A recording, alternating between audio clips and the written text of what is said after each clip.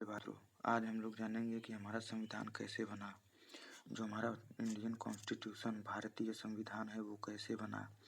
तो जब जब हम इसके बारे में जानते हैं, एक लंबे संघर्ष के बाद 14-15 अगस्त 1947 की अर्धरात्रि में भारत विदेशी शासन से मुक्त हुआ। स्वाधीनता का अरुणोदय हुआ। कैबिनेट मिशन योजना के अंतर्गत एक संविधान सभा का गठन पहले ही किया जा चुका था। सभा की पहली बैठक 9 दिसंबर 1946 को हो गई थी। मुस्लिम लीग ने संविधान सभा में भाग नहीं लिया था। स्वाधीनता के साथ भारत का बंटवारा हुआ और एक पृथक राज्य के रूप में पाकिस्तान का जन्म हुआ। इसके बाद संविधान सभा के सदस्यों का निर्वाचन सार्वभौम मताधिकार के अनुसार सीधे आम जनता द्वारा नहीं हुआ था। उन्हें प्रांतीय विधानसभाओं ने चुना था। प्रांतीय विधानसभाओं का अपना चुनाव भी संपत्ति आदि के आधार पर अत्यंत सीमित केवल 11% लोगों को प्राप्त मताधिकार से हुआ था। किंतु यह भी सत्य है कि अगर सार्वभौम वयस्क मताधिकार के आधार पर सीधे चुनाव हुए होते तो भी परिणाम भिन्न न होते। इसके बाद यह तब साबित हो गया जब 1951 से 52 के प्रथम लोकसभा चुनावों में वही कांग्रेस और लगभग वही सब नेतागण चुनकर आए। महात्मा गांधी के नेतृत्व में जिस प्रकार अहिंसात्मक आंदोलन के द्वारा स्वाधीनता प्राप्त हुई थी, उसका स्वाधीन संविधान निर्माण की प्रक्रिया और संविधान के स्वरूप पर भारी प्रभाव पड़ा। यह कहना कि संविधान का निर्माण संविधान सभा ने किया, अधिक से अधिक एक अर्धसत्य ही कहा जा सकता है, क्योंकि संविधान निर्माता कोरे कागज पर नहीं लिख रहे थे। यद्यपि संविधान की उद्देशिका में कहा गया है कि हम भारत के लोग संविधान को अंगीकृत अधिनियम और आत्मार्पित करते हैं। सत्य यह है कि भारत के संविधान का क्रमिक विकास हुआ। यह राष्ट्रीय आंदोलन के बीच समय समय पर उठाई गई मांगों और ब्रिटिश शासकों द्वारा रुक रुक कर मंजूर किए गए सांविधानिक सुधारों के द्वारा बनता रहा। संविधान निर्माताओं ने जानबूझकर निर्णय लिया कि वह पहले से ही विकसित हुई संस्थाओं और उनके अनुभवों को भुलाकर एक नितांत नई शुरुआत नहीं करेंगे, अपितु उसकी नींव पर आगे निर्माण करेंगे। इसके साथ ही हम बता देना चाहते हैं आप लोगों की, अगर आप लोगों ने हमारे चैनल को सब्सक्राइब नहीं किया तो हमारे चैनल को सब्सक्राइब जरूर कर दें, क्योंकि आप लोग जो हमारे चैनल को सब्सक्राइब करें तभी हम वीडियो ला पाएंगे, नहीं अन्यथा नहीं ला पाएंगे। इसके आगे देखते हैं, संविधान के द्वारा ब्रिटिश शासन का अंत हुआ, किंतु उनके अंतर्गत जन्मी पनपी संस्थाओं का नहीं। इस प्रकार स्वाधीनता और संविधान के बाद भी भारत अपने औपनिवेशिक अतीत से पूरी तरह अलग नहीं हुआ। संविधान सभा की प्रथम बैठक के 5वें दिन पंडित नेहरू ने अपना ऐतिहासिक उद्देश्य प्रस्ताव प्रस्तुत किया। सुंदर शब्दों में तैयार किए गए इस उद्देश्य प्रस्ताव के रूप में भारत के भावी प्रभुता संपन्न लोकतांत्रिक गणराज्य की रूपरेखा दी गई थी। इसके बाद इस प्रस्ताव ने संविधान सभा को इसके मार्गदर्शी सिद्धांत तथा दर्शन दिए, जिनके आधार पर इसे संविधान निर्माण का कार्य करना था। अंततः 22 जनवरी 1947 को संविधान सभा ने इस प्रस्ताव को स्वीकार कर लिया। संविधान सभा ने संविधान रचना की समस्या के विभिन्न पहलुओं से निपटने के लिए अनेक समितियां नियुक्त की। इन समितियों ने बड़े परिश्रम के साथ तथा सुनियोजित ढंग से कार्य किया और अनमोल रिपोर्टें पेश की। भारत के संविधान का पहला प्रारूप संवैधानिक सलाहकार द्वारा संविधान सभा कार्यालय की मंत्रणा शाखा में अक्टूबर 1947 में तैयार किया गया। इसके बाद इस प्रारूप की तैयारी से पहले बहुत सारी आधार सामग्री एकत्र की गई तथा संविधान सभा के सदस्यों को संवैधानिक पूर्व दृष्टांत के नाम से 3 संकल्पों के रूप में उपलब्ध कराई गई। इसके बाद इन संकलनों में लगभग 60 देशों के संविधानों से मुख्य अंश उद्धृत किए गए थे।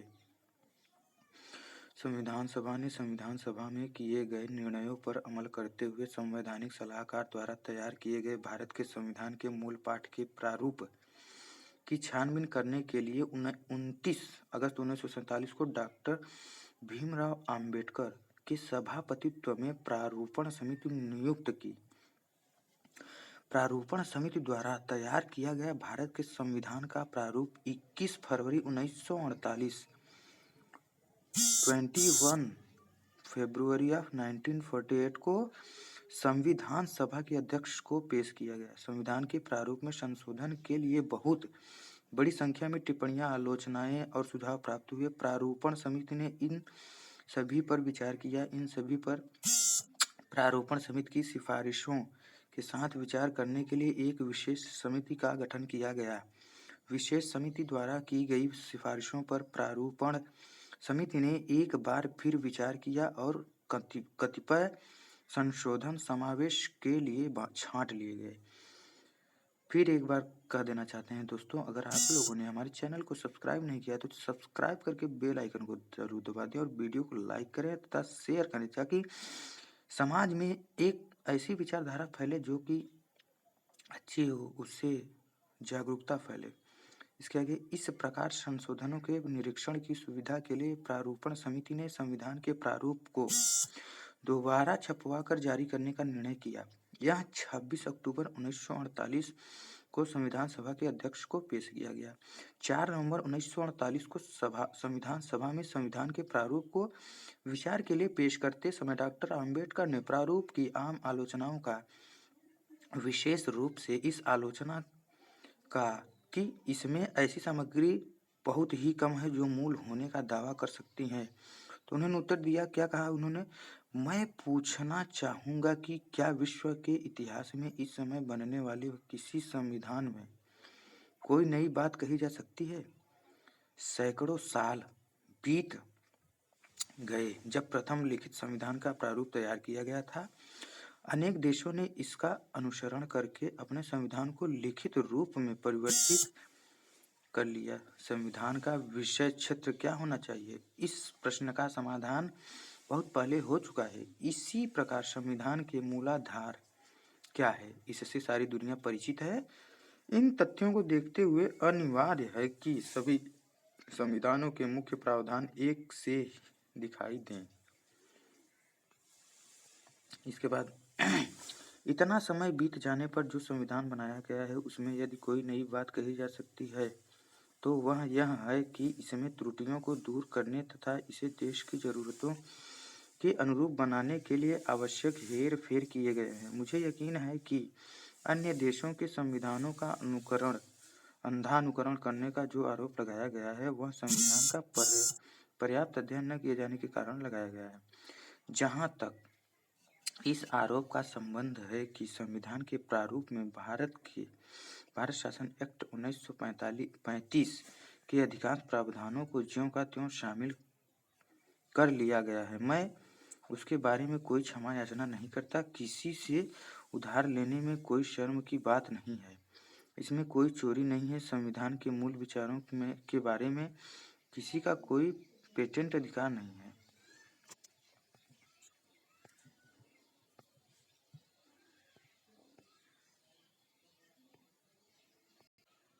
इसके आगे, संविधान के प्रारूप पर खंडवार विचार 15 नवंबर 1948 से 17 अक्टूबर 1949 के दौरान पूरा किया गया। उद्देशिका सबसे बाद में स्वीकार की गई। तत्पश्चात प्रारूपण समिति ने परिणामी या आवश्यक संशोधन किए, अंतिम प्रारूप तैयार किया और उसे संविधान सभा के सामने पेश किया।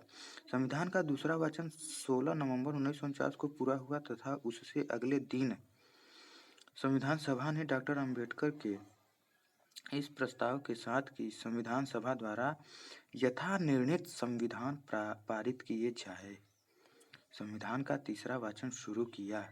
प्रस्ताव 26 नवंबर 1949 को स्वीकृत हुआ तथा इस प्रकार उस दिन संविधान सभा में भारत की जनता ने भारत के प्रभुत्व संपन्न लोकतांत्रिक गणराज्य का संविधान स्वीकार किया, अधिनियमित किया और अपने आप को अर्पित किया। संविधान सभा ने संविधान बनाने का भारी काम 3 वर्ष से कम समय में पूरा किया, किंतु संविधान की स्वीकृति के साथ ही यात्रा का अंत नहीं हो गया। प्रारूपण समिति के सभापति डॉक्टर आम्बेडकर और संविधान सभा के अध्यक्ष डॉक्टर राजेंद्र प्रसाद ने 25 तथा 26 नवंबर 1949 को भाषण करते हुए चेतावनी तथा सावधानी के शब्द कहे। डॉक्टर आम्बेडकर ने कहा, मैं महसूस करता हूं कि संविधान चाहे कितना भी अच्छा क्यों न हो, यदि वे लोग जिन्हें संविधान को अमल में लाने का काम सौंपा जाए खराब निकले तो निश्चित रूप से संविधान भी खराब सिद्ध होगा। दूसरी ओर संविधान जितना भी खराब क्यों न हो, यदि वे लोग जिन्हें संविधान को अमल में लाने का काम सौंपा जाए अच्छे हों तो संविधान अच्छा सिद्ध होगा। संविधान पर अमल केवल संविधान के स्वरूप पर निर्भर नहीं करता। संविधान केवल विधायिका, कार्यपालिका और न्यायपालिका जैसे राज्य के अंगों का प्रावधान कर सकता है। इसके आगे राज्य के उन अंगों का संचालन लोगों पर तथा उनके द्वारा अपनी आकांक्षाओं तथा अपनी राजनीति की पूर्ति के लिए बनाए जाने वाले राजनीतिक दलों पर निर्भर करता है। कौन कह सकता है कि कल भारत के लोगों तथा उनके राजनीतिक दलों का व्यवहार कैसा होगा? जातियों तथा संप्रदायों के रूप में हमारे पुराने शत्रुओं के अलावा विभिन्न तथा परस्पर विरोधी विचारधारा रखने वाले राजनीतिक दल बन जाएंगे। क्या भारतवासी देश को अपने पंथ से ऊपर रखेंगे या पंथ को देश से ऊपर रखेंगे? मैं नहीं जानता, लेकिन यह बात निश्चित है कि यदि राजनीतिक दल अपने पंथ को देश से ऊपर रखेंगे तो हमारी स्वतंत्रता एक बार फिर खतरे में पड़ जाएगी और संभवतया हमेशा के लिए खत्म हो जाए। हम सभी को इस संभाव्य घटना का दृढ़ निश्चय के साथ प्रतिकार करना चाहिए। इसके आगे हमें अपनी आज़ादी की खून की आखिरी कतरे के साथ रक्षा करने का संकल्प करना चाहिए। संविधान सभा के अध्यक्ष डॉक्टर राजेंद्र प्रसाद ने अपने समापन भाषण में कहा कि संविधान सभा कुल मिलाकर एक ऐसे संविधान का निर्माण करने में सफल हुई थी जो देश के व्यापक हित में था। अब प्रश्न था इस संविधान के समुचित कार्यकरण का। संविधान सभा की कार्यवाही समाप्त करते हुए डॉक्टर राजेंद्र प्रसाद ने जिन अंतिम शब्दों को कहना उचित समझा वे देश के पिछले 2 दशकों के इतिहास और आज की परिस्थितियों के संदर्भ में विशेष रूप से स्मरणीय है तथा भारत की संविधान सभा और संविधान निर्माण की कहानी का उपसंहार करने के लिए उनसे अधिक उपयुक्त शब्द मिलना संभव होगा। भारत का संविधान लोकतंत्रात्मक है, किंतु लोकतंत्रात्मक संस्थाओं के सफल कार्यकरण के लिए यह आवश्यक है कि वे जो इसका क्रियान्वयन करें दूसरे के दृष्टिकोण को आदरपूर्वक देखने तथा समझौते और समायोजन के लिए तत्पर हों। बहुत कुछ जो संविधान में लिखा नहीं जा सकता स्वस्थ परंपराएं डालकर अभिसमयों के द्वारा किया जाता है। संविधान में कुछ भी प्रावधान हो या न हो, देश का कल्याण इस पर निर्भर करेगा कि उसका शासन कैसा है और शासन निर्भर होगा शासकों पर। कहा जाता है कि किसी देश को वैसे ही सरकार मिलती है जिसका वह अधिकारी। इसके आगे संविधान पर संविधान सभा के सदस्यों द्वारा 24 जनवरी 1950 को संविधान सभा के अंतिम दिन अंतिम रूप से हस्ताक्षर किए गए, किंतु 26 जनवरी 1950 को भारत के संविधान के शुभारंभ के बाद भी इसके वास्तविक अमल, न्यायिक निर्वचन और संवैधानिक संशोधनों के द्वारा इसके निर्माण की प्रक्रिया जारी रही। अच्छे के लिए हो या बुरे के लिए संविधान का विकास जारी रहा।